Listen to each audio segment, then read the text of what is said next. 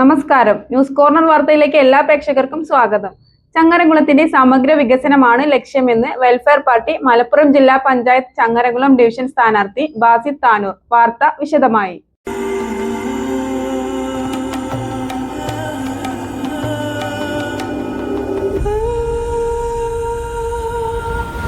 ചരിത്ര Vivah bridal collections by shopping weddings. Chithra gold and diamonds, Changaramkulam and Edappal. Sunrise hospital, care beyond cure. ചങ്ങരംകുളത്തിന്റെ സമഗ്ര വികസനമാണ് ലക്ഷ്യമെന്ന് വെൽഫെയർ പാർട്ടി മലപ്പുറം ജില്ലാ പഞ്ചായത്ത് ചങ്ങരംകുളം ഡിവിഷൻ സ്ഥാനാർത്ഥി ബാസിത് താനൂർ പറഞ്ഞു. ഡിവിഷന്റെ വിവിധ ഭാഗങ്ങളിലെ പര്യടനത്തിനിടെ ന്യൂസ് കോർണറിനോട് സംസാരിക്കുകയായിരുന്നു അദ്ദേഹം.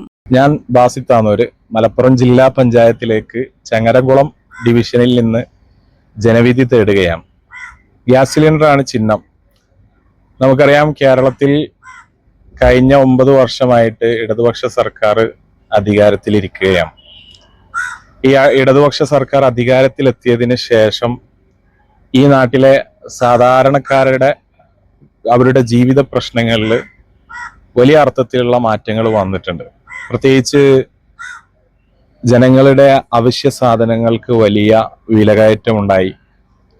അതുപോലെ തന്നെ ഈ നാട്ടിലെ ഭൂനികുതിയും അതുപോലെ തന്നെ കെട്ടിട നികുതി അങ്ങനെ തുടങ്ങിയിട്ടുള്ള വ്യത്യസ്ത സർവീസ് ചാർജുകൾ അടക്കമുള്ള കാര്യങ്ങളിൽ വലിയ വർധനവുണ്ടായി.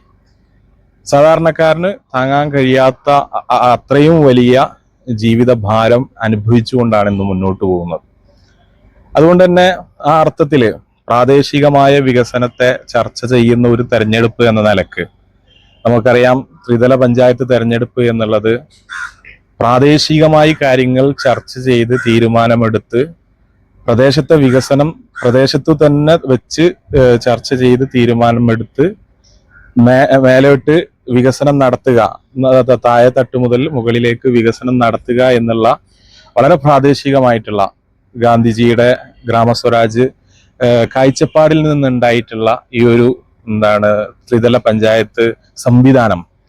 എന്നാൽ ഇന്ന് പലപ്പോഴും നമ്മുടെ റോഡുകളും നമ്മുടെ പ്രാദേശിക വികസന സംവിധാനങ്ങള്, ഹോസ്പിറ്റലുകള് അങ്ങനെ തുടങ്ങിയിട്ട് കാർഷിക മേഖല അങ്ങനെ തുടങ്ങിയിട്ടുള്ള എല്ലാ മേഖലകളും പരിശോധിക്കുമ്പോഴും അവിടെയൊന്നും സാധാരണക്കാരായ മനുഷ്യർക്ക് വേണ്ടത്ര രീതിയിലുള്ള വികസനം ഇന്നും എത്തിയിട്ടില്ല എന്നാണ് നമുക്ക് മനസ്സിലാക്കാൻ കഴിയുന്നത്. ഇപ്പോ നമ്മുടെ ചങ്ങരംകുളത്തെ പ്രദേശത്ത് തന്നെ പരിശോധിക്കുമ്പോൾ കായിക മേഖലയിൽ അടയാളപ്പെടുത്തുന്ന എന്ത് വികസനമാണ് കൊണ്ടുവരാൻ നമുക്ക് കഴിഞ്ഞത്?